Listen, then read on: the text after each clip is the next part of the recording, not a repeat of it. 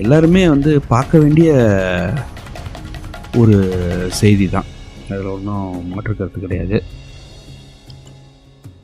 இந்த தூண்களெல்லாம் பாருங்கள், எவ்வளவு தெளிவான, அது கற்களில் இப்படியெல்லாம் நம்ம செய்ய முடியுமா அப்படின்ற அளவுக்கு அவ்வளவு நேர்த்தியான சிலைகள். இது வந்து பாருங்கள், இது வந்து தட்சிணாமூர்த்தின்னு சொல்கிறாங்க இல்லையா, ஆலமர் செல்வர், அந்த சிலை அது. அதில் நிறைய செய்திகள் அதில் புரிஞ்சிருக்குதுங்க. பாருங்கள், அந்த மரத்தின் மேலே பார்த்தீங்கன்னா ஆந்தை, அணில், சிங்கம், புலி சுற்றி இருக்கிறது எல்லாமே வந்து பொறிக்கப்பட்டிருக்கு. பாருங்கள், துவாரபாலகர் மாதிரி இருக்கார், அப்படி கையை கட்டிக்கிட்டு இருக்கிறது மாதிரி ஒரு சிலை அமைப்பு.